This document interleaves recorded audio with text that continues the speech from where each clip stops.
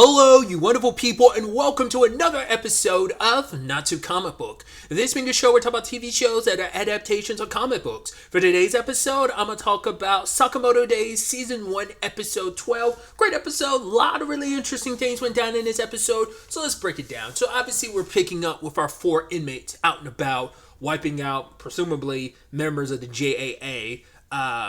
We get Dump first. We kind of learn more about their twisted natures. Her particular regard being like she likes that look on people's face when they're terrified, but she gets so excited she inadvertently ends up killing them in the process. She's like, "Oh, now you're ugly. I thought you were just cute for a moment." There's like, "Oh wait, I got so caught up in the moment. I really need to rein myself in."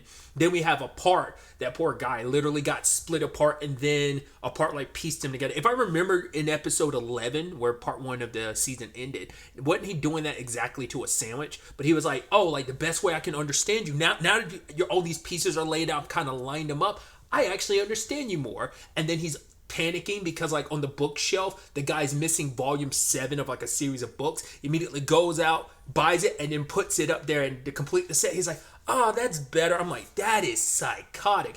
I mean, to be fair, these guys were locked up and they're killers and kind of monsters, and we really don't get much in the Minimalist other than like I think the oxymoron, the irony there being like, "Oh, I'm the minimalist, and I crumble stuff down to small bits, but I want more. I want to fight more. I want to kill more." And then Saul's like just in the background, be like, "Yo, man, they're kind of having a little too much fun." His whole thing is like, unlike them, they're just going wild, killing. Like, no, I like to savor it. I like to know more about my victims beforehand, and the final fight gives us a lot more insight into Saul's whole shtick. Obviously, it's been a couple months since part 1 of the season, so I don't fully remember everything that was kind of like introduced about those characters, but like some of those quirks and elements were introduced there. I feel like Dump, we didn't get that whole shtick about like people's fear and stuff, but like Minimalist, Apart, I don't think we got all that for Saul either, but Apart and Minimalist, I think we kind of got little, like similar insight then as we did now. But either way, we're picking up with the Sakamoto squad, and Sakamoto's like training. You know, he's getting Heisuke to like take shots at him, and like I think it's like 99 shots he caught back to back. But the problem is like he did miss one, so it's like it's like, whoa, no, 99 out of 100 is pretty impressive, but also it's still like, yeah, but I need to be even better because he's been told by like Nagumo, he's even kind of recognized like I have lost a step or two in the 5 years because like some of this stuff like shouldn't be giving me as much of a challenge. Like was it Boiled was his name? Home dude from what episode was it, episode 4 or 5?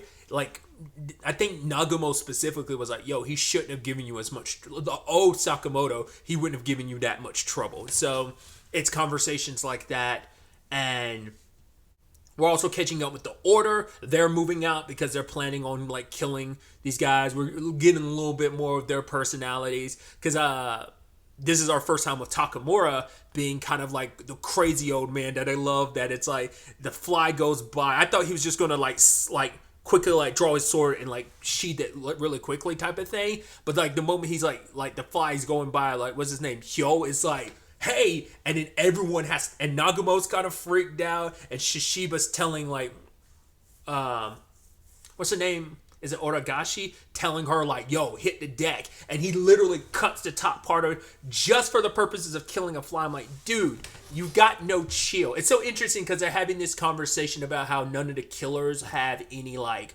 don't know how to slow down, and even Shishiba saying Ogorashi's the same way, but she's like, "No, I know how to chill." But then it's like, "Yo, we got this old man back here who has no brakes, who is just crazy." I mean, you're literally so annoyed by a fly, you cut off the top of the roof of the vehicle with the RV we in. Like, come on, guy, don't do that. I guess his sleep was getting interrupted by the fly. Once again, I get it. Flies are so annoying. You're just like, "Oh, I want to kill you," but they're like that is such an extreme reaction to it. I believe sometime after that is when, like, before we even get to Shin and Zhao Tang, we get to Nagumo showing up disguised as Shin. I guess like trying to like flip the script because he first showed up pretending to be Sakamoto. Now he's doing it to be Shin, pretending to go after Nagamo, and going after Sakamoto. But I love Hesuke. It's like, whoa, Shin, your whole vibe changed from like a minute ago. You look pretty cool though. And it's like, whatever, Hesuke. But Nagamo's bringing up the fact is like, yo, leave this to us. But for Sakamoto, it's like, I'm going to have to, so the order's getting involved. That means we're going to have to go after these 4 killers and get to them before the order does. Because if you're going to kill them, he's like, I need them alive because they're my best chance to get information. Because they did go to the video rental store. They learned some information about these guys. I mean, who knows, like, whether they saw anything about Saul because, but like, once again, how much of these are like legitimate and how much of those are reenactments? Side note, really quickly about the movies, like, I didn't get all the, like, references, because one of them was, like, Silence of the Goats, Silence of the Lamb. One was, like, Mad Samar Midsummer. The Sleepy Fish one, I didn't quite get. I'm like, oh, like, I'm like, I don't think it's Jaws, because they're going for, like, psychological horror, because that's, like, the psycho horror section. There was even one, what was it? The Technical Chainsaw Massacre, obviously Texas Chainsaw Massacre, but the Sleepy Fish, I was like, my mind immediately went like stupidly. I was like, Sleepy Hollow? And I was like, I don't think so. I was like, can't be. I feel like there'd be something else if they were going for Jaws. But like the first title too, the first and second one I didn't get. Like I said, the Mad Summer and the Silence of the Goats made a lot of sense, and even the Technical Chainsaw. But the other two I wasn't quite sure on. I also love Zhao Tang didn't want to watch them because she's not good with horror movies, but then she watched them. She's like, oh, these aren't too scary. They're gross though. So yeah, once again, that I like that being this recurring thing of like, yo, you want information in the hitman world or criminal world, you go to the video rental store. I'm like, I like that, just being like that hub for that, for information in that capacity. But yeah, getting back to it, Nagamo is telling Sakamoto to kind of stay out of this fight. Because also it's like, this might be out of your wheelhouse, because he's like, these guys, because that conversation also came up for the order too, where it's like Hio and them are like, well, there's 4 of them and there's like 5 of us, so we'll be able to do it. But I think it was Ogarashi was like, yeah, but because they have no chill, because they don't stop, they can't be stopped. Like, there's no humanity to like appease to. They're just gonna straight kill, and that makes them formidable, that they won't give up until you have to. They're relentless, and so you have to be wary of them. But yeah, Negamo comes and kind of puts Sakamoto down a little bit, not intentionally, but says like, yo, this is what those 4 think of you, and he holds up the list, and like, I'm assuming most of the order is on the 8 we saw, because we saw Shishiba is definitely A, maybe Ogarashi is A as well, but Sakamoto is B. That was a shock enough, but then he finds out, yeah, Nagamo, am an S rank, and that's the other part of his glasses shattering too. It's like, not only am I B rank, somehow Nagamo's above me. He's like, I really have fallen. Like, he doesn't say this, but it's kind of there where it's like, I really have fallen off. So that, I mean, and I love the Shin and Zhao Tang of it all later on, when it's like, yo, you're a D rank, and it's like, wait, Xiao Tang? Somehow she's a higher rank than me. How did that come about? And I guess it's probably like, it goes, I mean, I think she probably is a better fighter than Shin overall, but also like, I would assume it probably stems from like some of the Liu family, probably like add some like credibility to her rank. Because also, like, I think they said specifically D is like, didn't they say that's the second lowest? So I guess it might go like, I don't know if, because some stuff skips right over E and goes straight to F, but other things,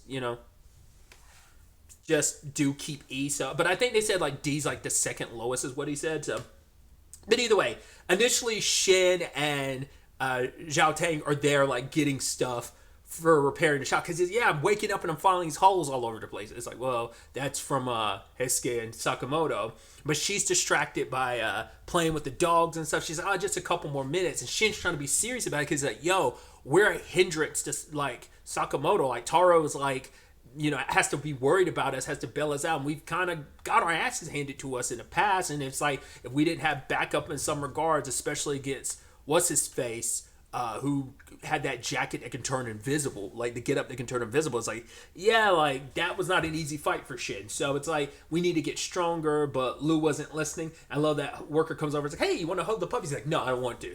I'm not much of a dog person. Hard cut to him playing with the dogs, and now Zhao Tang is like, you've been here long enough. We should go. He's like, come on, just a few more minutes. But then all the animals start freaking out because Saul shows up, draws an axe out, immediately attacks Shin. Could have been pretty bad if Shin hadn't blocked with a crowbar. But he also has the benefit of, I can read this guy's mind, so I'm good. But that immediately gets nipped in the bud because all the dude has to do is, that's the downside. Like, Shin has tried, I forgot who he was fighting where he tried to, like, get deeper inside of their head, and that backfired on him. I don't remember. It was a fight in the first part of the season. I just don't remember who it was against. But this guy's all about kill, kill, kill, and because of that, Shin doesn't know where the attacks are coming from. Kind of made a kunai whip chain. I don't know the actual name for it. I only call it kunai whip chain because of Yu-Gi-Oh. But like it's not even that anyway because it's not a kunai. It's literally an axe that he has tied to a rope that he uses like that. And like they're kind of outmatched, and it's like we got to get away from this guy. He takes some nails from a nail gun to the leg, and then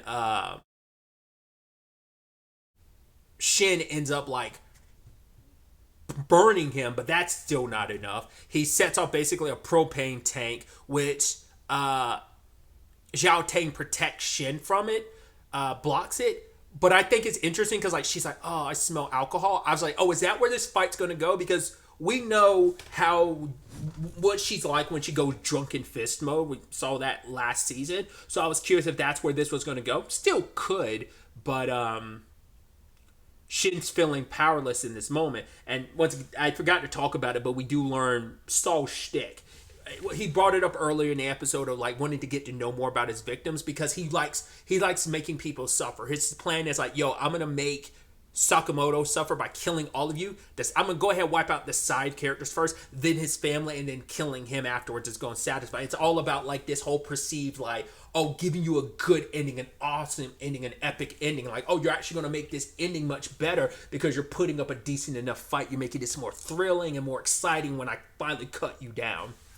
But nothing Shin can do works. And then you tie that in with Sakamoto's conversation with Heisuke, where Heisuke's like, Shin's great, and you must think he's great too for him to be your partner. It's like, yeah, but the fact is he hasn't quite like unlocked his potential yet because he hasn't really been in a life or death fight, which he kind of has, but it's never been like a to this degree. Like he's never been about opponent that is all about murdering him like these four are. So it's a completely different scale of opponent and mentality of opponent. It's like you've never been against someone like this. Like you've been in scary situations, life or death situations, but not to this degree because this is some real shit. But these are killers, not just these are some killers who could mess you up and potentially kill you versus like these people are dead set on killing you. Once again, there is a difference. But you're saying like, Shin hasn't reached his ceiling either because he hasn't had a life or death situation, which Heisuke was like, neither have I, and he's like, you're a different story, which I'm wondering what that means necessarily. I guess because of maybe certain aspect, maybe because Heisuke is kind of the airhead that he is, maybe that's kind of implying like how you get there is going to be a very different story from how Shin gets there. But yeah, Shin is beaten up, but the problem is he hears this guy going on and on about how he's going to kill Sakamoto's family just to get to him, and that pisses Shin off, and he taps into even more of his power. Kind of basically has like foresight now, and easily outmatches Saul. Literally, before he can even make a move, Shin already sees what he's about to do. And I love that line of, I see your future. It goes hard. Obviously, it's like immediately makes me think of like that spoilers Invincible and Conquest fight. Like, I've seen your future. You don't live to see tomorrow. That line goes so fucking hard. But like, but still like Shin kind of having a little bit of his like Mark moment in this moment, being like, I see your future. And then he's like, thanks to you, I've unlocked a part of this ability I never knew. he better handle this quickly because there's a good chance, you were able to spark this in the moment, and it might be a thing of this might take a toll on your brain. So it might be a thing of you can't use his power for too long because it has a backlash until you learn how to use it better. Like it might be a thing of you can use it in small bursts, but using it continuously will probably like screw with your brain and hurt and probably be killing you in the process. So I don't think this is going to last forever. It's probably going to be a thing of, oh, I activated it in this moment. Either it's going to come up short before he's able to kill, or rather beat Saul, and someone else like Zhao Tang has to step in to finish the job, or it's going to be a situation of like he does see the fight through, but then he later on still can't fully utilize the technique. So we'll have to wait to see how that fares out. But so happy to have Sakamoto Days back. Did not watch the trailer, so I have no idea what to expect for the second half of the season. But obviously, everything with these four, as well as like the orders moving out, doing their thing. I'm curious if this, once again, having never read the manga, I'm also curious, like, at the back half of this season, like, because these guys are all connected to Slur, so, like, Slur sent them out. The question is, well, why go through this trouble, I mean, to be fair, he ran into Shin last season, and he didn't immediately kill Shin, but it's like, because he's trying to make a point to Sakamoto, so I guess, like, that's their main purpose. Like, I think he doesn't expect him to kill Sakamoto, but I think he's probably, like, these are sadistic enough people, they can weave through the people you care about and really like isolate you and put you like on your back foot. But also maybe it's also meant to be motivation to push Sakamoto to be, because I think the whole point was like he got scarred by Sakamoto because like Sakamoto's like the only person to ever scar him or something like that. I think if I remember correctly. Once again, do forgive my horrendous memory. So my whole point for going on this whole diatribe is I feel like the Slur stuff might be resolved by the end of this second half of the season. I don't know if he's still like an overarching threat where the manga goes, or even like where the season ends in the manga. Will that also be like, I don't know if he's like the overarching big bad of the entire series or just this arc. It feels like just this arc, but I could be mistaken. So I can feel like I'm assuming it's all going to lead up to like Sakamoto versus Slur at the end, but we'll see what other future threats reside. Like I said, it just depends on like how much of the manga they're adapting for this season. But yeah, I've run my mouth off long enough. I'm excited to see where the next episode takes us. But really, that's all I wanted to talk about. Till the next time we meet, be happy, be safe, live life to the fullest, and enjoy it. Good day and goodbye.